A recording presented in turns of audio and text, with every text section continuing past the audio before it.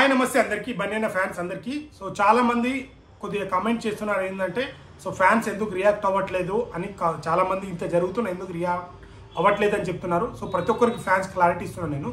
ఏంటంటే బన్నీ అన్న గారే నిన్న పోస్ట్ చేసి సో మీరు కొద్దిగా జాగ్రత్తగా ఉండాలి, మనకు తెలియకుండా కొందరు కావాలని ఫేక్ ఐడీలతోని క్రియేట్ చేసి ఫ్యాన్ అని చెప్పుకొని ఇలా ట్రోల్ చేస్తున్నారు. ఈ టైంలో మీరు జాగ్రత్తగా ఉండాలి అని మా బన్నీ అన్న మాట మేరకే మేము ఆయన మాటని గౌరవించే సో కొద్దిగా రియాక్ట్ అవ్వట్లేదు తప్పించి కానీ ఎవరికి భయపడో ఏదో కాదు. సో ఒక నిజాన్ని మాట్లాడడానికి ఒక టాపిక్ వచ్చినప్పుడు దానికి డిఫెండ్ చేయడానికి మనం కరెక్ట్గా మాట్లాడాలి. సో వాళ్ళ పర్సనల్గా వాళ్ళ ఫ్యామిలీని కానీ వాళ్ళని కానీ అటాక్ చేయడానికి లేదు. కాబట్టి టాపిక్ మీదనే మాట్లాడడానికి మేము సిద్ధము ఎప్పటికీ. కానీ మా బన్నీ అన్న గారు ఒక మాట చెప్పాడు కాబట్టి దాన్ని కట్టుబడి ఉండాలి కాబట్టి చెప్తున్నా. కానీ సో ఇప్పుడైతే చాలామంది ఏమంటున్నారంటే అల్లు అర్జున్ గారు అటాక్ చేశారు నిన్న వచ్చి అయితే అటాక్ చేశారు. సో ఎవరు అటాక్ చేశారు? వాళ్ళు జేఏసీ నాయకులు, తెలంగాణ ఉద్యమకారులు అని చెప్తారు. సో ప్రతి ఒక్కరు వాళ్ళు కాంగ్రెస్ పార్టీకి సంబంధించిన వాళ్ళే. సో రేవంత్ రెడ్డి గారితో ఫోటో దిగిన వాళ్ళు ఉన్నారు, వాళ్ళ వర్గమే ఉన్నారు. చూడండి, వాళ్ళు సడన్గా అక్కడ ఎవరు లేనప్పుడు డైరెక్ట్గా వెళ్ళి అటాక్ చేసి అట్లా చేశారు కదా.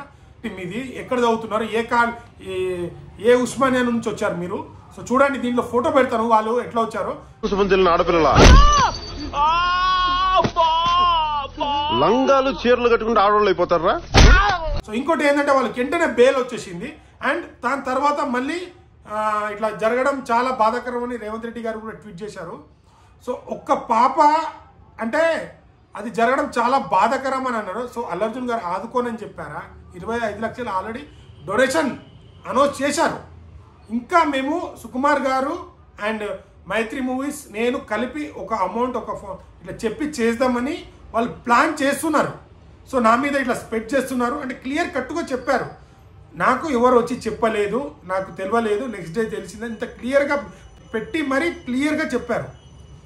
సో దీన్ని రాజకీయంగా మార్చేసి సో ఏది ఏమంటే ఇప్పుడు జనాలకు ఏది టాపిక్ లేనట్టు ఈడు బుల్లెమ్మక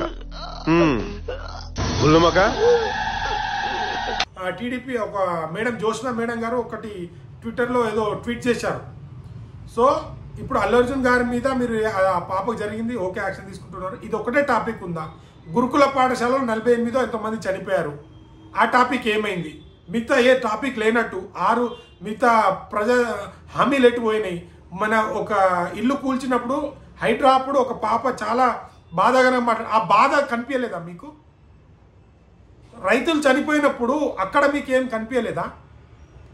ఒక గవర్నమెంట్ వల్ల ఒక హామీలు ఇవ్వడం వల్ల, ఏ గవర్నమెంట్ అయినా కావచ్చు, వాళ్ళు హామీలు ఇవ్వడం వల్ల అంటే ఆ తల్లి బాధ మేము చూడలేకపోతున్నాం అంటున్నారు కదా. ఎంతమంది రైతులు చనిపోతున్నారు, ఎంతమంది హామీలు ఇచ్చిన రుణమాఫీ కాలేదని ఎంతమంది చనిపోతున్నారు? మీరు ఇచ్చిన 6 పథకాలు ఏమైంది? ఇవన్నీ గుర్తుకు వాళ్ళు కాదా? వాళ్ళకు లేదా? వాళ్ళ తల్లిదండ్రులు లేరా? వాళ్ళకి పిల్లలు లేరా? ఇదే టాపిక్ ఉందా? ఎందుకు రాజకీయంగా ఒక టాపిక్ని అంటే మీ పథకాలకి మీకు వ్యతిరేకంగా డైవర్ట్ చేయడానికి చేస్తున్నారా ఈ గవర్నమెంట్? చెప్పండి సార్. ఖచ్చితంగా ఒక పౌరుడిగా ఒక అల్లు అర్జున్ ఫ్యాన్గా నేను క్వశ్చన్ అడుగుతున్నాను, ఇదే టాపిక్ ఎందుకు అవుతుంది? సో అక్కడ వెళ్ళింది కూడా ఎవరు? మన రేవంత్ రెడ్డి గారికి సంబంధించిన ఫోటో దిగిన వాళ్ళే అందరు ఉన్నారు కదా. లంగాలు చీరలు కట్టుకుంటే ఆడవాళ్ళు అయిపోతారా?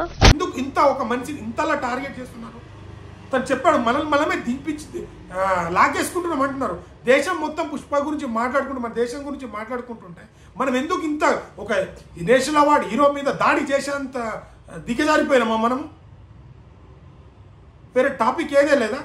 సో దానికి కారణం అల్లు అర్జున్ గారు చేస్తారు. ఈ ఫుడ్ పాయిజన్ కారణం ఎవరు?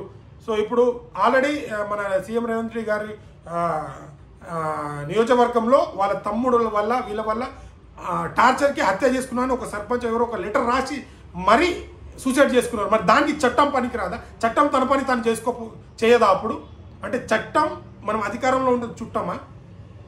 ప్రజలు మీరు కూడా ఆలోచించండి, ఎటు పోయి ఎటు జరుగుతుంది. హైడ్రాలో ఒక పాప ఏడుచుకుంటూ మా అమ్మ అని ఎంత ఆల్రెడీ అప్పుడు కనిపించలేదా? ఆ కన్నీళ్ళు కనిపించలేదా? మనము ఇంటి పనికి వెళ్ళి వచ్చే వరకు మన ఇల్లు కూలిపోతే ఎంత బాధ ఉంటుంది?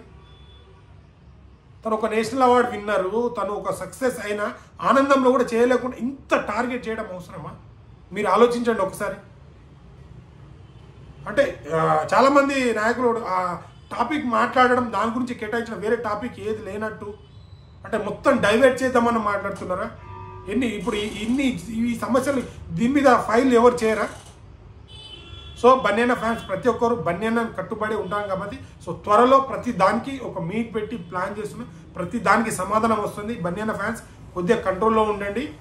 సో మన బన్యానా చెప్పాడన్న తను చెప్పినా కూడా మనం చేస్తే అది తప్పు అవుతుందని చెప్పి సో మళ్ళీ బన్యానాకి ప్రాబ్లం రావచ్చు అనే ఒక్క ఆలోచనతో బన్యానా చెప్పి ఆ ఆలోచనతోనే మేము కార్యాచరణ ప్రకటించట్లేదు. సో త్వరలో బన్యానా ఫ్యాన్స్ అందరు మీట్ అయ్యి ప్రతి ఒక్కటి అప్డేట్ ఇస్తాను. మళ్ళీ ఇంకొక ఫుల్ వీడియో చేస్తాను మీకు అది ఏందనేది. So thank you.